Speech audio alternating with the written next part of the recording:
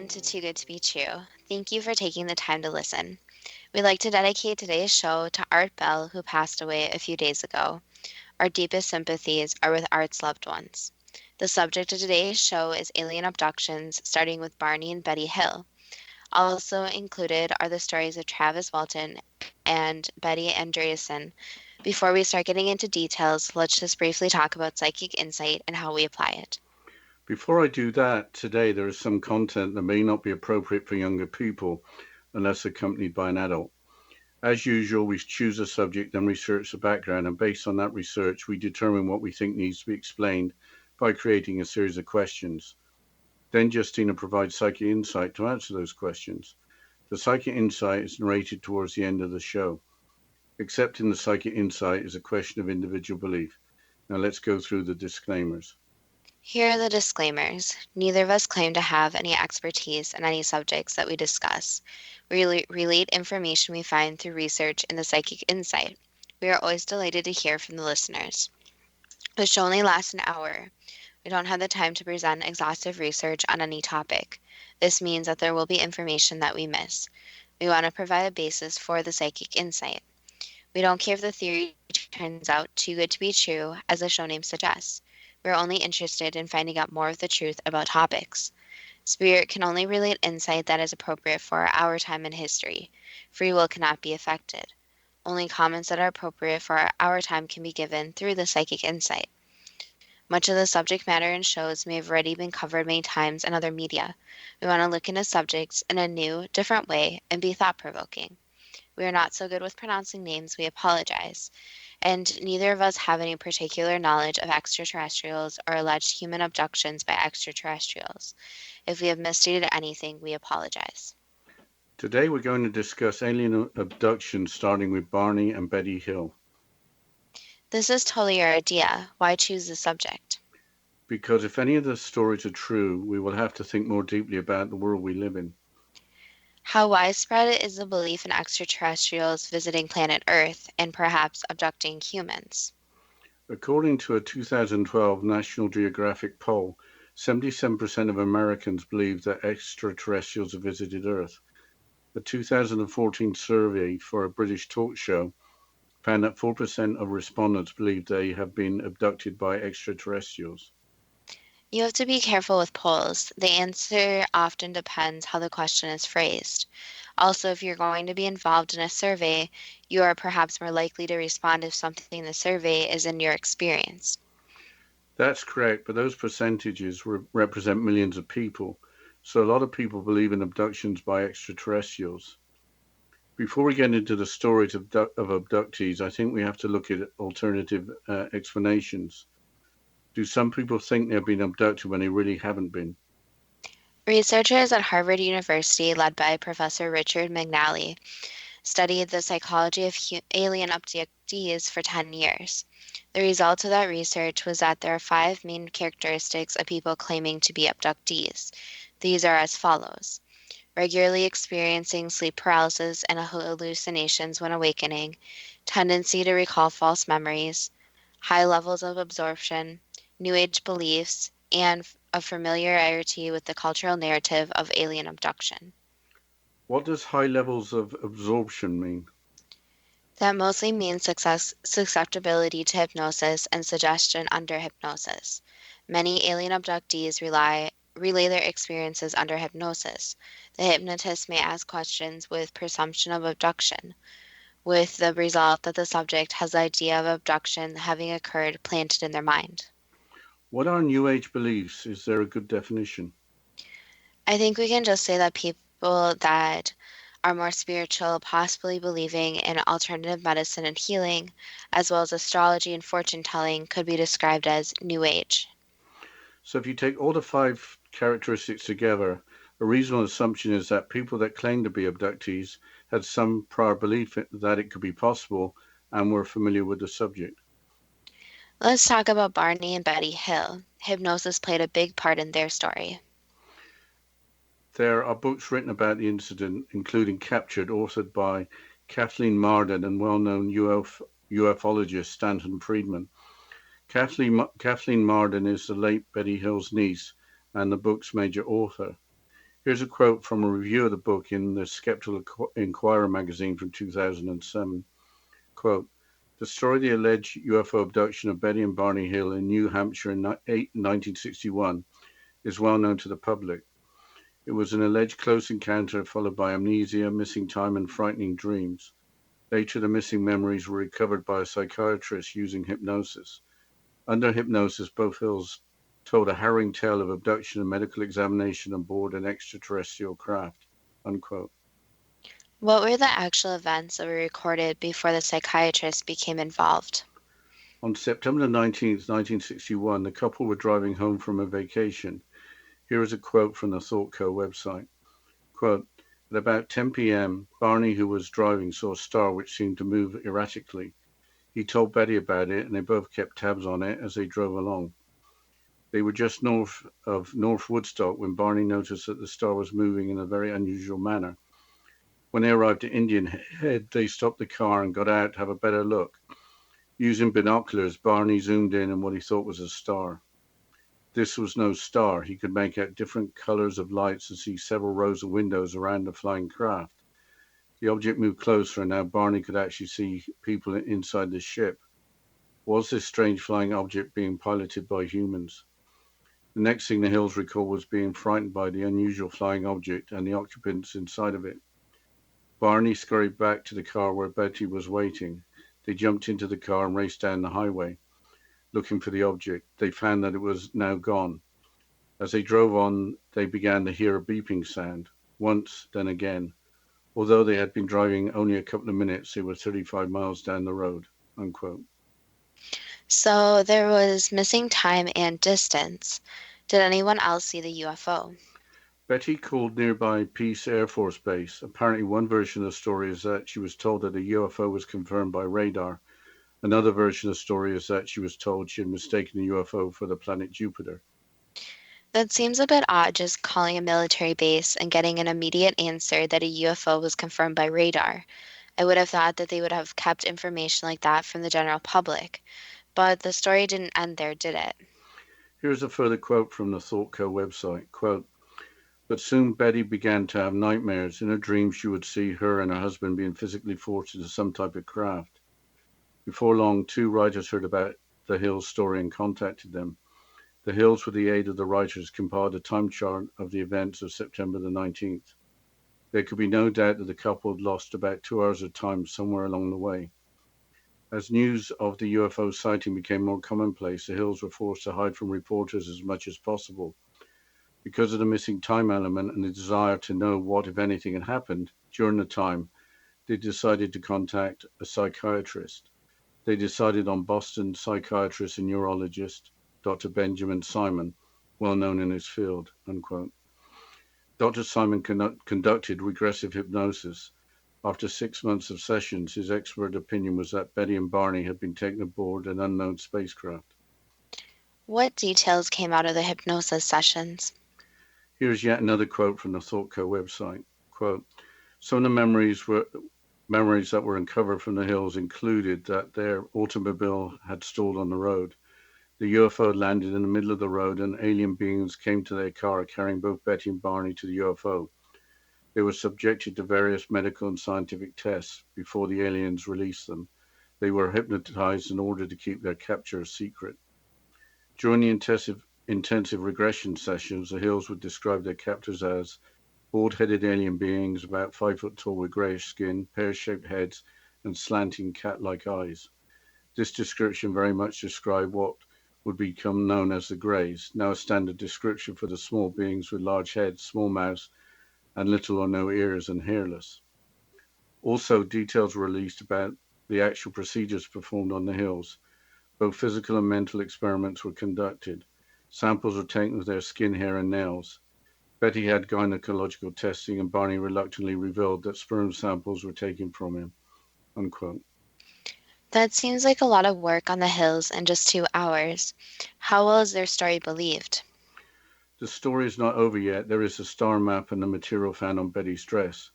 For the star map, apparently the leader of the extraterrestrials who spoke English showed Betty a map of trade and exploration routes between stars with the sun and the extraterrestrials' home star included. Under hypnosis, Betty was able to sketch a recollection of the star map. But there are billions of stars. How could someone make a match? A teacher called Marjorie Fish made an incredible effort and made a match. The match suggested that the extraterrestrials were from the constellation of Reticulum, which is 39.5 light years away from the solar system. But as the sketch was made from memory, the match will obviously be only as good as the memory freed under hypnosis. Apparently, later on, Marjorie Fish wasn't convinced that the match was correct. What about the material found in Betty's dress? Betty found pink powder on her dress that had been torn in several places. Subsequently, 5 laboratories have conducted chemical and forensic analysis. The material was analyzed as biological matter of mostly protein and a small amount of natural oil. Was that the end of the story? There were highly polished concentric circles on the trunk of the Hill's car that would make the needle of a compass spin. Also, neither of the couple's wristwatches would rewind and never worked again. We'll have to go into a short break here, and after the break, we'll move on to the next abduction story, which is Travis Walton. But you're listening to Too Good to Be True with Justina Marsh and Pete Marsh on the X Zone Broadcast Network, www.xcbn.net.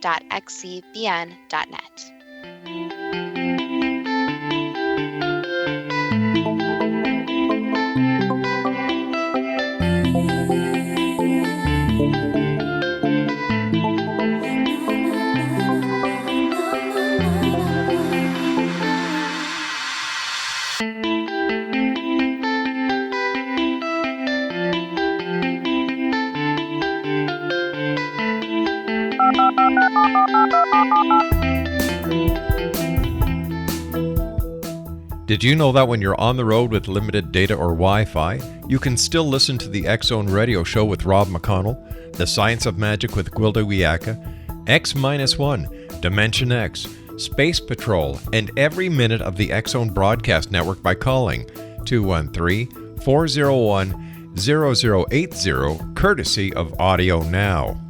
No smartphone, app, or internet needed. It saves your data plan and it's free if you have unlimited minutes.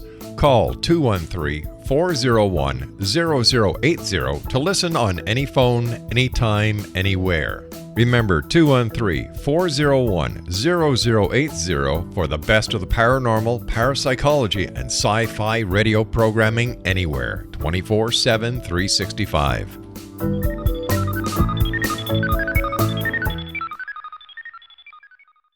You have heard of the X Zone? Now watch it on Simul TV, plus 500 video games, live TV channels, free video on demand, worldwide, and more. Does this sound like tomorrow's television? Well, it is, but you can have it today, right now. It is Simul TV. Simul TV offers what the others only wish they could provide. 15 exclusive channels like X Zone, sci-fi, and horror. We are worldwide. No other provider offers that. 500 built-in video games. No need to have an extra expensive system. We have them included. Free video on demand. Live streaming events from around the world. Interactive online network, and much more. Tomorrow's TV today. Simul TV. Sound too good to be true? Well, it's not. You can have Simul TV today. Sign up at simultv.com. Do it today.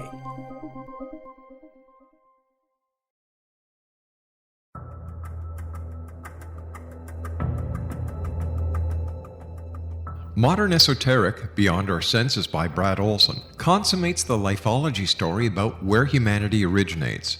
It is the lost continents, the primitive wisdom, the mythos of creation, and the rethinking of ancient history as we are taught in academia. There is much more to the story than what we have been told. As this is the first book in the Esoteric series, Modern Esoteric starts at the beginning of time and accelerates up to this modern age.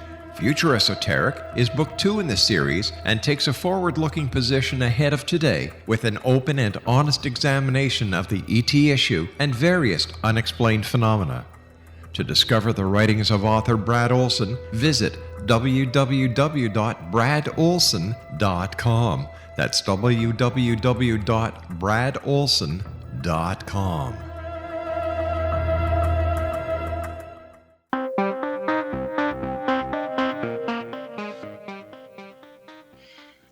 Welcome back to Too Good to Be True. And before the break, we were talking about the Hill story, about their alien abduction or so called alien abduction. But let's move on to the next abduction story, which is Travis Walton. I haven't heard that story. A movie was made called Fire in the Sky in 1993 based on the book The Walton Experience, published in 1978. Walton had his own website dedicated to his experience. He also authored the 1997 book Fire in the Sky, which was an updated version of his earlier book. What was the experience? This is a brief account from Wikipedia, and I quote, "According to Walton, on November 5, 1975, he was working with a lumbering crew in the Paqui-Sangres National Forest near Snowflake, Arizona. While riding in a truck with 6 of his coworkers, they encountered a saucer-shaped object hovering over the ground approximately 110 feet away, making a high-pitched buzz. Walton claims that after he left the truck and approached the object, a beam of light suddenly appeared from the craft and knocked him unconscious. The other 6 men were frightened and supposedly drove away. Walton claimed that he awoke in a hospital-like room being observed by 3 short, bald creatures. He claimed that he fought with them until a human wearing a helmet led Walton to another room, where he blacked out as 3 other humans put a clear plastic mask over his face. Walton has claimed he remembers nothing else until he found himself walking along a highway with a flying saucer departing above him." What happened after Walton reappeared? Here's another quote from the Wikipedia article. "In the days following Walton's UFO claim, the National Enquirer awarded Walton and his coworkers a $5,000 prize for the best UFO case of the year, after they allegedly passed polygraph tests administered by the Enquirer and the Aerial Phenomenon Research Organization, APRO. Walton, his older brother, and his mother were described by the Navajo County, Arizona sheriff as longtime students of UFOs. Some ufologists believe Walton was abducted by aliens. Ufologist Jim Ledwith said, "For 5 days, the authorities thought he had been murdered by his coworkers, and then he was returned. All of the coworkers who were there, who saw the spacecraft, they all took polygraph tests, and they all passed except for one, and that one was inconclusive." End quote. I'm sure that there was a lot of skepticism, especially with all the publicity. Was there an effort to shoot down the story? UFO researcher Philip J. Klass claimed that the entire story was a hoax. He considered the polygraph or lie detector testing to be flawed, with Walton telling his story for financial gain. A psychologist also weighed in with a connection to Betty and Barney Hill. Here is a further quote from the Wikipedia article. Cognitive psychologist Susan Clancy argues that alien abduction reports began only after stories of extraterrestrials appeared in films and on TV, and that Walton was likely influenced by the NBC television movie The UFO Incident, that aired 2 weeks before his own claimed abduction and dramatized the alien abduction claims of Betty and Barney Hill.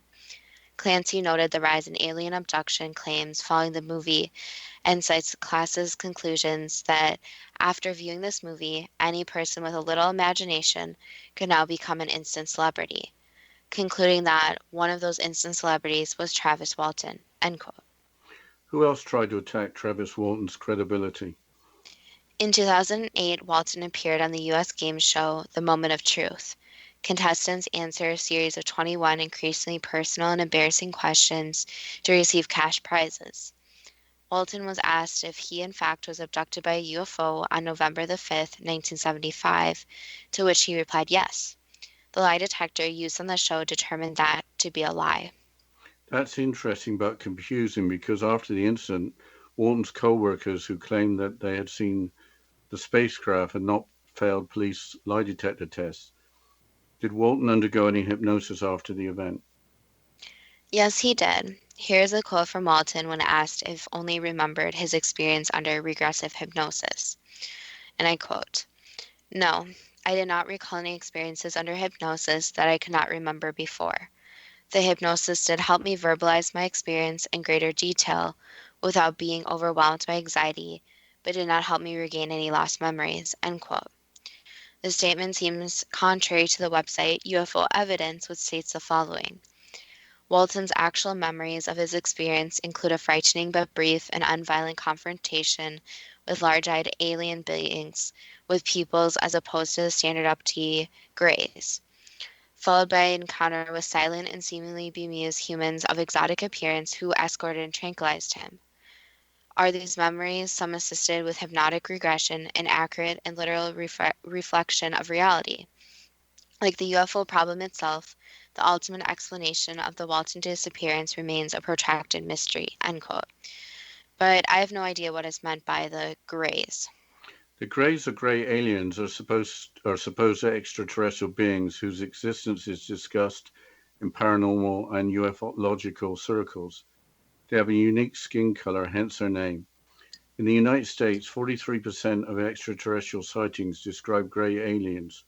With that, I think we should move on to the third story, that of Betty Andreasson from 1965. Why do you think that this particular story is so interesting? Because the story, rather, took so long to come out. Again, hypnosis was used to reveal details. Here's an account of the incident from the Bibliothèque Appoyade website. Quote, on the evening of January the 25th, 1967, Betty Andreasson was in her kitchen at South Ashburnham, Massachusetts.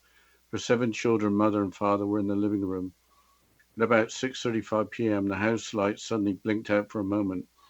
Then a pulsating reddish-orange light shined in the kitchen window. Betty calmed the frightened children while her father rushed to look out the kitchen window. He saw a strange-looking small creature. He saw a group of strange-looking small creatures approaching with a hopping motion. 5 small humanoid creatures entered the house, passing right through the wooden door. Betty's family was immediately placed under suspended animation. One creature went over to her father. The leader of the other 4 established telepathic communication with Betty. The leader was about 5 feet tall.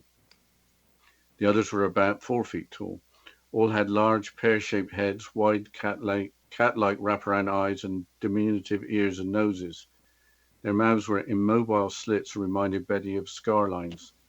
Each wore a coverall blue uniform adorned with a Sam Brown type belt. An insignia of a bird was affixed to their sleeves. Their hands had 3 digits. They wore boot-like attire on their feet. They floated rather than walked. Unquote. Sam Brown belts are belts with shoulder straps. This all sounds like a scene from a bad movie, but what happened next? I will continue quoting from the same article. Quote, Betty's initial fright was immediately calmed by an overpowering sense of friendship. When she displayed concern for her family's welfare, the creatures temporarily released her 11-year-old daughter, Becky, from this strange state of unawareness to assure Betty that she was all right. Then Betty was taken outside and brought on board a small craft resting on the side of a hill that sloped into the backyard. The machine was about 20 feet in diameter. It looked like 2 saucers, one inverted upon the other with a small superstructure on top. The small craft accelerated and apparently merged with a larger parent craft, in which Betty was subjected to the effects of strange equipment and a physical examination. Then she was taken to an alien place and given a bizarre object lesson that caused her to undergo a painful yet ecstatic religious-like experience. Later that night at 10:40 p.m., Betty was returned home by 2 of her alien captors. At home, she found her family still in a state of suspended animation. One being had stayed behind and watched over them during her absence. Then the beings put the family, still under some type of mind control, to bed, and the aliens left. Several times the aliens had told Betty that certain things had been locked in her mind. She was instructed to forget them and her UFO experience until the appointed time. She consciously remembered only a fraction of the strange encounter, the power failure, the colored light flashing through the window, and the aliens entering the house. Unquote. What happened afterwards? Nothing much at all, because the incident didn't get reported by Betty until 8 years later in 1975, when Betty contacted Dr. J. Allen Hynek, the founder of the Center for UFO Studies, which is CUFOS. This followed the publication of an article in a local paper asking the public for accounts of UFO experiences. Why didn't Betty report the incident earlier? If only a fraction of it is true, it still is pretty incredible. Recall that she consciously only remembered the blinking light, the colored light flashing through the window, and the extraterrestrials entering the house.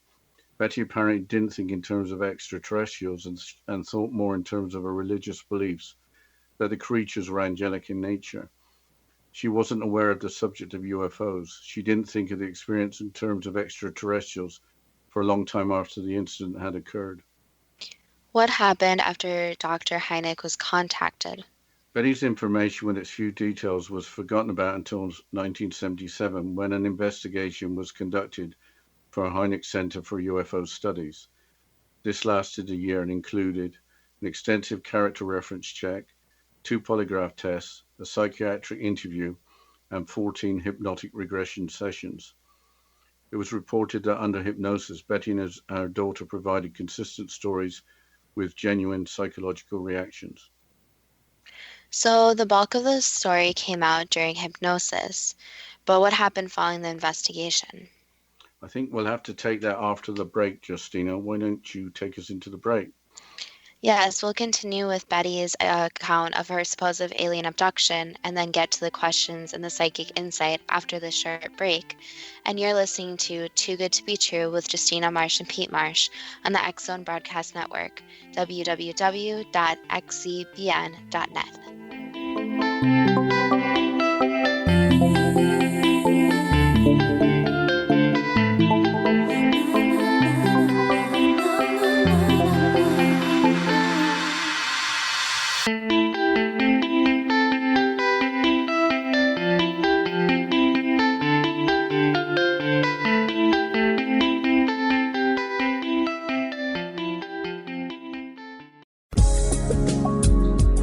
From our broadcast studios in Hamilton, Ontario, Canada, to the world and beyond, you're watching the X Zone Broadcast Network, www.xzbn.net.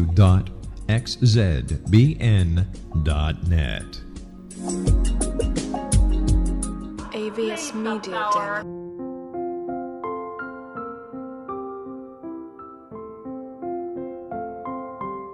I am Dr. Carl O'Helvey, founder, president of a new cancer foundation focusing on evidence-based physical, mental, and spiritual interventions, including natural cancer cures, prayer, meditation, affirmations, nutrition, and other related holistic cancer prevention and cure modalities. These are used in cancer education, research, and financing care. I ask for your help to continue this important work by donating at www.holisticcancerfoundation.com.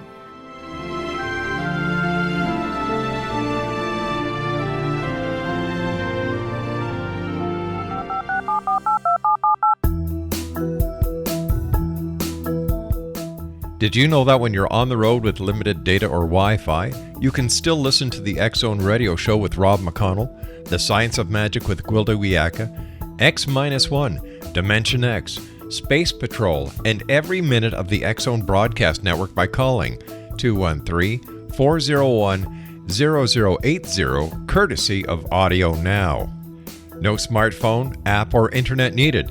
It saves your data plan and it's free if you have unlimited minutes.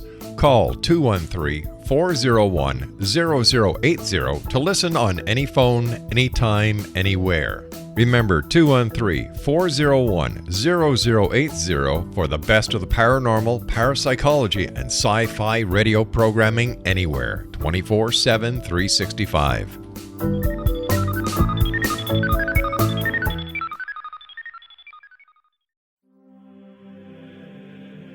Rob McConnell here, presenting an overview for Nicholas Paul Jennings, author of a fascinating book, Amen. It presents facts revealed by Egyptologists, facts that enable us to understand why Amen is the beginning of creation of God. It provides recommendations for religious leaders of the major religions to unify their beliefs and teach the Word of God. Love one another. Amen informs people how mankind conceived God. It was the Egyptians that developed the concepts of a soul, a hereafter, and Son of God. And finally, After the worship of many gods, they conceived the belief in one universal God, the maker of all there is. For more information, visit www.futureofgodamen.com. That's www.futureofgodamen.com.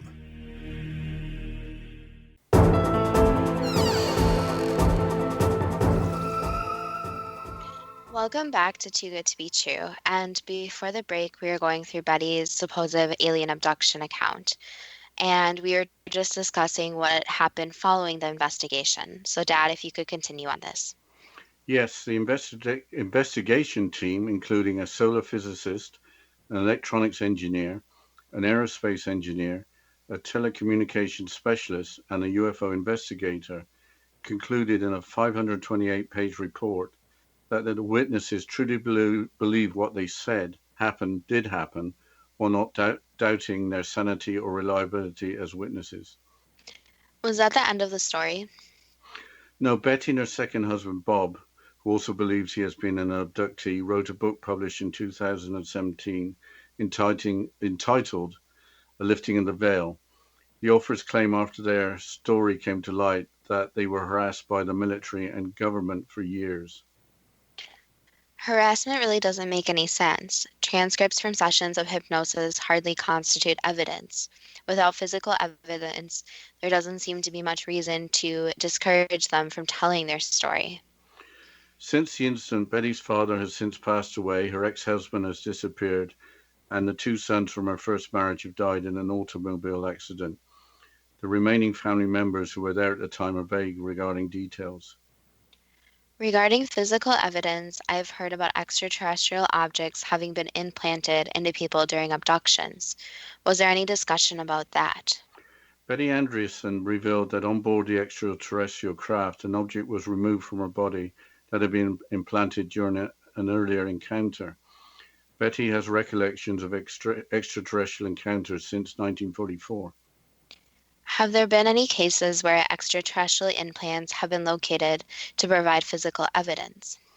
When looking into this while recording episodes of the television series The X-Files, I came across two names that kept cropping up. Those are Dr. Roger Leir and Steve Colburn. Here's part of a bio for Dr. Leir from the website International UFO Congress. Quote, Dr. Roger Leir is a podiatric surgeon and is considered one of the world's most important leaders in physical evidence research involving the field of ufology. He and his surgical team have performed 16 surgeries on alleged alien abductees. This resulted in the removal of 17 separate and distinct objects suspected of being alien implants, unquote. Here's the bio for Steve Colburn from the same website.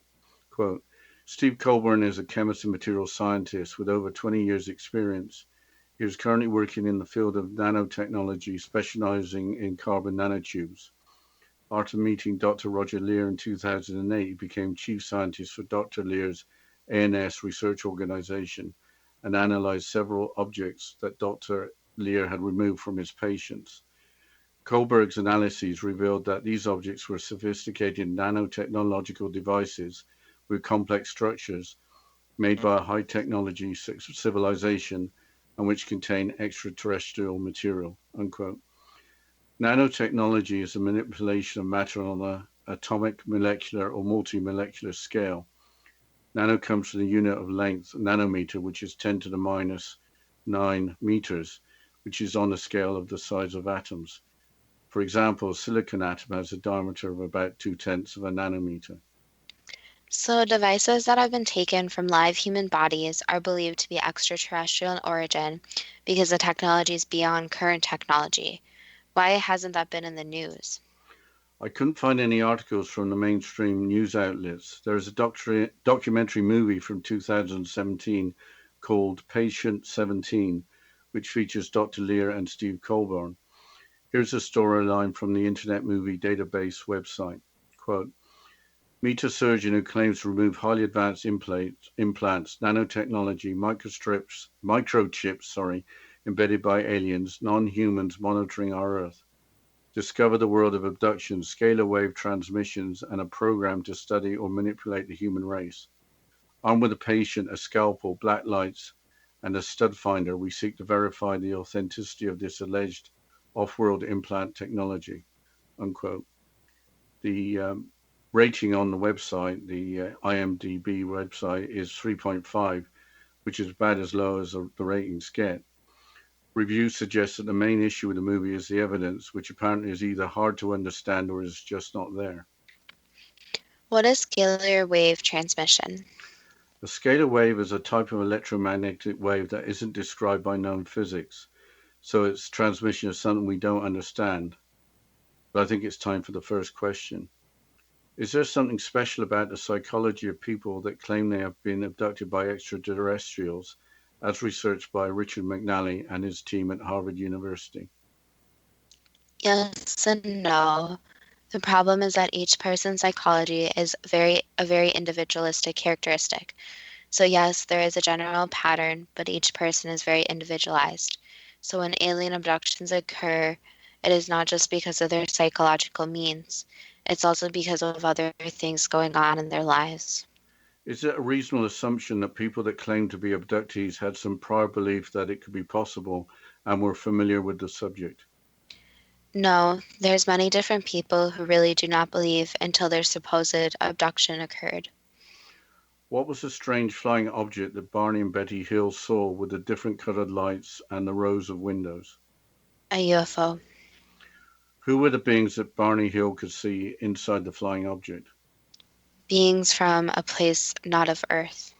What was the beeping sound heard after the flying object disappeared? That was basically the sound from the object that was delayed because of how it traveled. How could the Hills, only driving for 2 minutes, be 35 miles down the road? That's how time is a very interesting construct, since sometimes it can be adapted and morphed into something else. Did the beings in the UFO change time? They stopped time in the vicinity around them, yes. Did the local Air Force base pick up a UFO on radar? Yes. Did the Hills mistake the UFO for the planet Jupiter? No. Did Betty Hill have nightmares reliving her and her husband being physically forced into some type of craft? Yes. How did the Hills lose 2 hours of time after seeing the flying object? Again, time can be manipulated in different ways. After 6 months of sessions, was Dr. Benjamin Simon correct in his opinion that Betty and Barney had been taken on board an unknown spacecraft? Yes. Did the Hills' car stall in the road? Yes. Were they both carried by extraterrestrials into the unknown craft? Yes. Were Betty and Barney subjected to medical and scientific tests? Yes. Were samples taken of skin, nails, and hair? And different other parts of them, so the technology is a lot more advanced. So different samples of bone and things like that could also be taken. Were they subject to mental experiments? That could be said. Was Betty subject to gynecological testing with biological matter taken from Barney? Not exactly, so that's not 100% correct. Were the extraterrestrials best described as being what are termed grey aliens? Yes. How could all the testing described during hypnosis be completed in 2 hours? Because the technology is a lot different than the technology of this Earth. Was Betty Hill's recollection of the star map correct? Yes. What was the pink powder found on Betty Hill's dress? It was a type of powder used for experimentation, so it can't exactly be said what it's for, but it's for certain tests they performed. So it was from the spacecraft. Yes.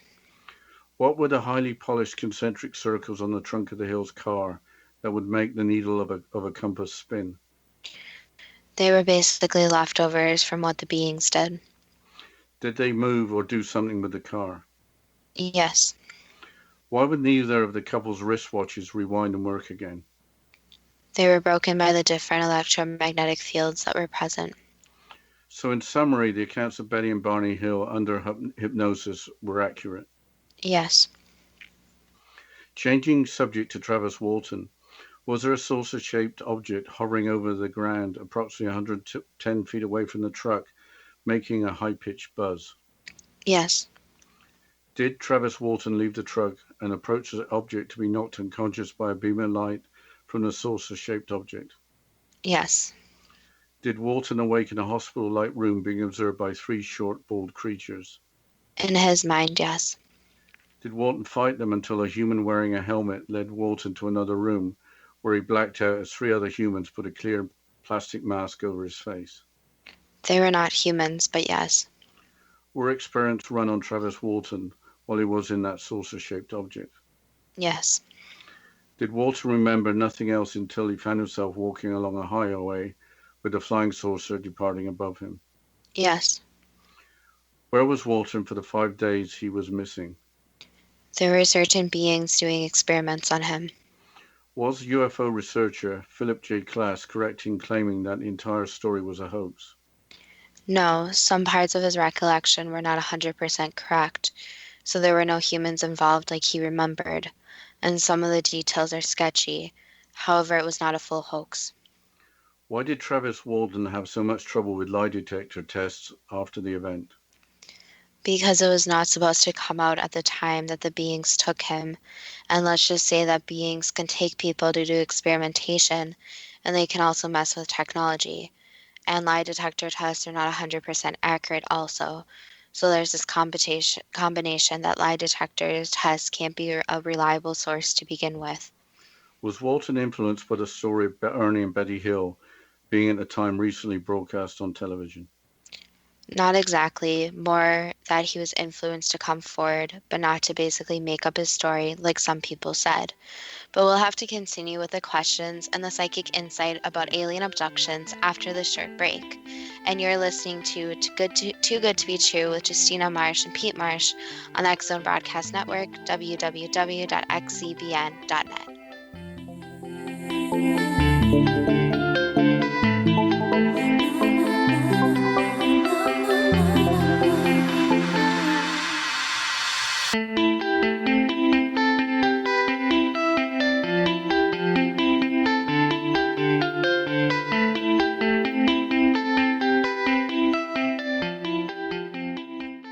You have heard of the X Zone? Now watch it on Simul TV, plus 500 video games, live TV channels, free video on demand, worldwide, and more. Does this sound like tomorrow's television? Well, it is, but you can have it today, right now. It is Simul TV. Simul TV offers what the others only wish they could provide. 15 exclusive channels like X Zone, sci-fi, and horror. We are worldwide. No other provider offers that. 500 built-in video games. No need to have an extra expensive system. We have them included. Free video on demand. Live streaming events from around the world. Interactive online network, and much more. Tomorrow's TV today. Simul TV. Sound too good to be true? Well, it's not. You can have Simul TV today. Sign up at simultv.com. Do it today. The new nonfiction book, Razor of Madness, is similar to cult movies like Clockwork Orange, Dragon's Tattoo, or The Other Side of Hell. Wayne Morin Jr. and Thomas Lee Howell expose widespread and systematic deficiencies in this thought-provoking tell-all novel. Mind control rages among scholars in law schools. Human rights are ignored while thought reform and mental manipulation are accepted practices used as behavior modification. Dr. Louis Jolyon West comes to mind. Media and public scrutiny shows that United States mental hospitals are in fact destructive murder industries. Razor of Madness expose novel details this epidemic through an in-depth professional and personal investigation. For decades, there has been a revolving door policy that still releases killers and pedophiles back into society. The maestro of mind control continues to haunt America to this very day. Razor of Madness is available in paperback or as a downloadable ebook at Amazon.com. I'm William S. Peckham. If you enjoy a good mystery with a touch of the paranormal, then you'll love my novel, From Out of the Woodwork. It's the story of a young Toronto contractor, Sean Kennedy, who buys derelict homes, guts them, and turns them into multi-family dwellings. Slums just waiting to happen. When Sean buys 29 Livery Lane, the house fights back. Former owners unexpectedly come out of the woodwork as he starts the destruction. The apparitions come to him when he touches old books, reads hidden letters, rummages through old boxes. finds a locket, or reads a discovered manuscript of a murder mystery. From Out of the Woodwork will take you from 1899 to the horror of the World Trade Center, September 11, 2001. Check out From Out of the Woodwork on my website, www.williamspeckham.com.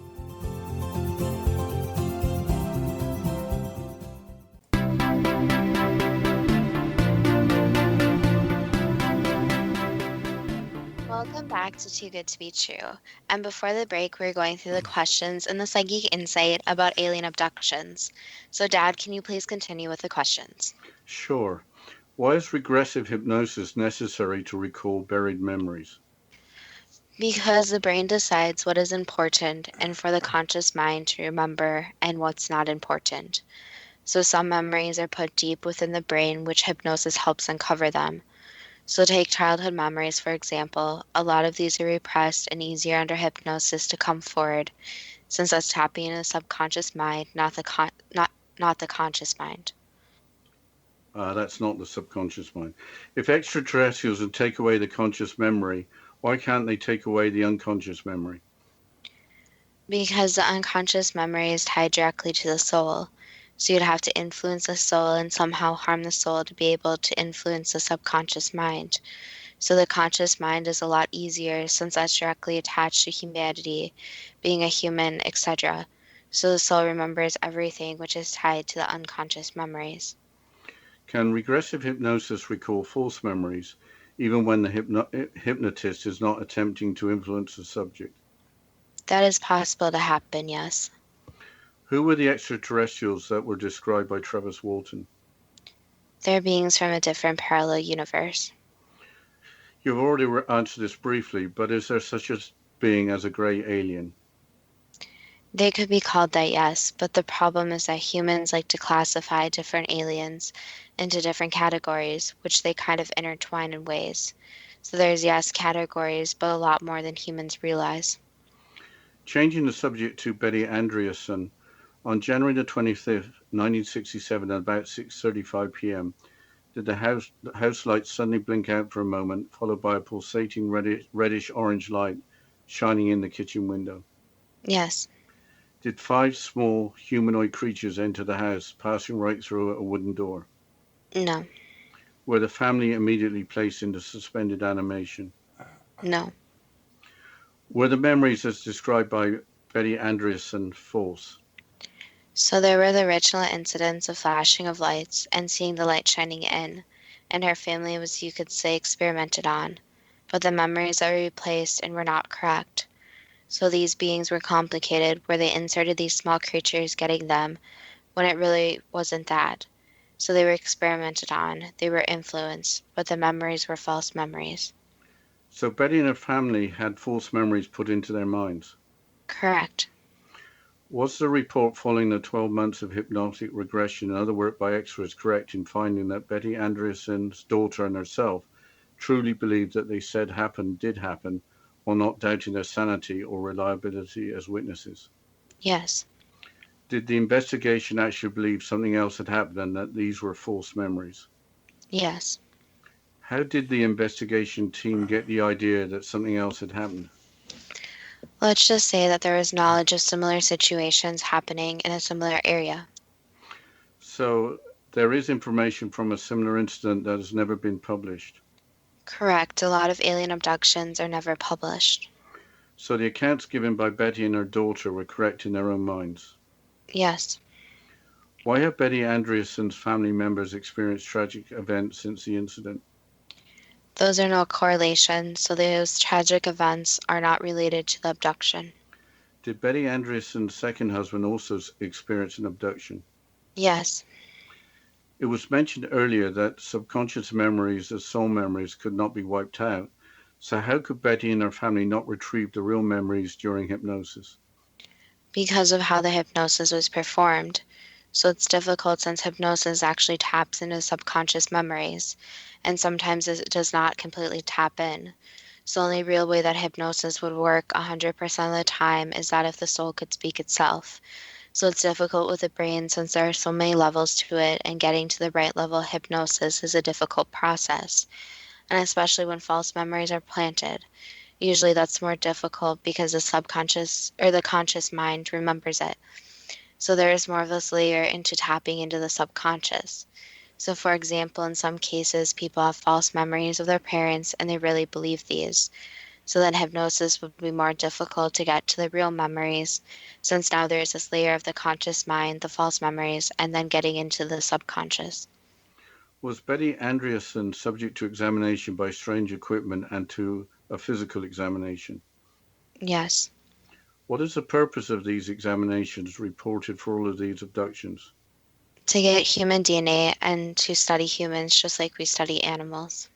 What is the purpose of that study? It depends on which beings perform it, so it could be for observation, could be for much more darker reasons, such as different breeding, and darker reasons such as figure out human weaknesses and preying on those. Why are certain people singled out for abduction while others are not? It really depends on what beings are involved or extraterrestrials are involved, but for the most part it's usually in the more remote areas since it's easier to do than in a city. And also the participants are usually chosen because of some different characteristic they have. So it might be their family line, for example, that relatives are taken and they want someone related to their relatives to study, or because they possess some quality that beings are looking for, such as a physical trait or psychological trait. Have these abductions been going on for thousands of years? Yes, but in ancient times, aliens were a lot more open about their presence. So in a lot of cases, the aliens would ask for different DNA samples, different studying of humans, and humans would be allowed to study them also. So there is more of a two-way communication.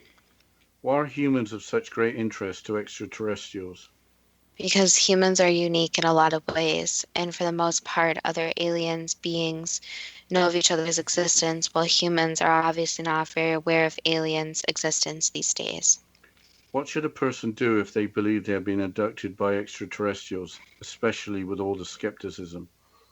It would be smart to share their story in their own way, which is very difficult since there will be negative feedback.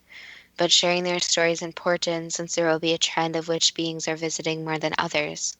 And a problem too is that once someone's abducted, there's a chance they may be abducted again. So it's important to make sure that someone's aware of it, since once they share their story, it's less likely they'll be abducted again. Are people sharing their stories without it being public knowledge? Yes, On board the extraterrestrial craft was an object removed from Betty Andreasson's body that had been implanted during an earlier encounter. yes. Did Betty Andreasson have recollections of extraterrestrial encounters since 1944? Different ones, yes. So, is there something special about Betty Andreasson that the extraterrestrials were interested in? Correct. Have something like 17 objects been removed from something like 16 subjects' bodies that have extraterrestrial origins? Yes, Are there similar surgeries that have involved removal of objects that have been hidden from the public? yes. Can the objects removed from the subjects be described as being nanotechnology? In a way, yes, but it's still alien technology. So nanotechnology is more of a human construct, obviously. But in comparison, you can think of it as, yes, something very, very small and something very advanced. Is an issue that mankind's current state of nanotechnology is too primitive to recognize the nanotechnology of objects of apparent extraterrestrial origin removed from subjects' bodies? Yes, and on Earth there are different materials than other places, so the materials vary. Why did perhaps two of the world's most famous abductees, Betty Hill and Betty Andreasson, have the same first name? Just a coincidence. Are there abductions going on in less developed countries around the world that we're not being made aware of? And developed countries, so the wealthier situations of a person don't really matter to extraterrestrials. Why is so much ridicule and scorn put on to people that claim they have been abducted by extraterrestrials? Because the concept that a being would have the power to take someone, experiment on them, and put them back on Earth seems very far-fetched. So there needs to be this belief in other beings that are other aliens, extraterrestrials, before this belief in abductions can really occur. And the most logical line of thinking usually when someone says they encounter an alien is to believe that something's psychologically wrong with them before believing their story. What can we learn from the subject of alien abductions?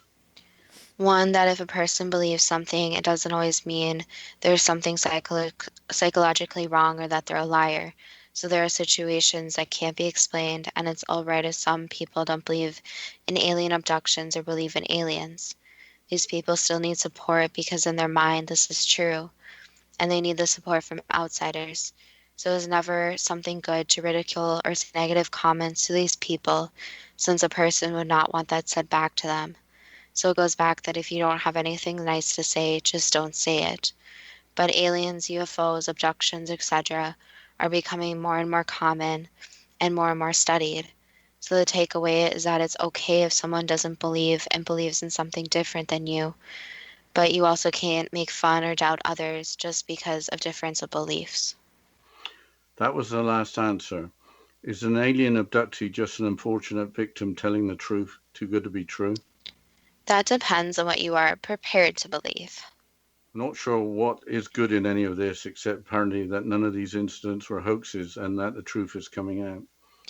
I thought the really interesting part was details only coming back from the subconscious mind under hypnosis. If false memories were implanted, the experience would seem entirely real, yet an illusion. Yeah, that really surprised me. And also what surprised me was the false memories of Betty Andreasson, and that really wrecked my questions. So I had to have a new set of questions created on the fly. But anyway, before we go, just another mention of Art Bell, because without his pioneering work, we would never be making this broadcast. Yes, and as always, if any of the listeners have any suggestions, you can either contact us at our Facebook page at Too Good to Be True or through our website at toogoodtobetrue.net. And of course, thank you to all the listeners, and again, all our sympathies to Art Bell, his friends, his family. And as always, let's look forward to next week's show. Thank you.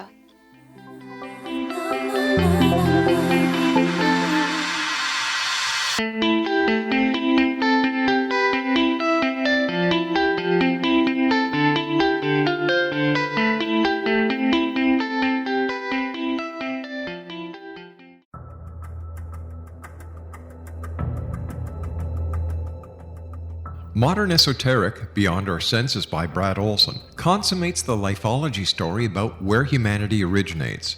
It is the lost continents, the primitive wisdom, the mythos of creation, and the rethinking of ancient history as we are taught in academia. There is much more to the story than what we have been told. As this is the first book in the Esoteric series, Modern Esoteric starts at the beginning of time and accelerates up to this modern age. Future Esoteric is book 2 in the series and takes a forward-looking position ahead of today with an open and honest examination of the ET issue and various unexplained phenomena. To discover the writings of author Brad Olson, visit www.bradolson.com. That's www.bradolson.com.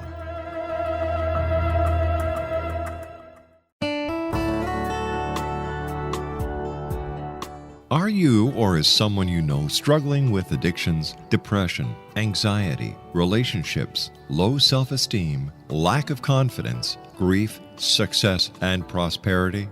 Do you know that your subconscious belief plays a big role in the outcome of your hard work? We can help you permanently change the beliefs that may be the reason for your struggles and failures. We care about getting you the return on your investment and the results you are looking for.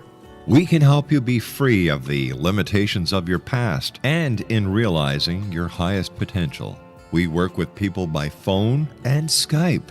For more information, visit us at www.ritasoman.com. That's www.ritasoman.com.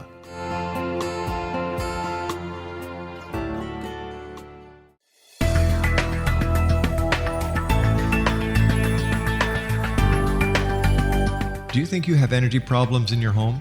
Do you feel better when you're away than when you're home?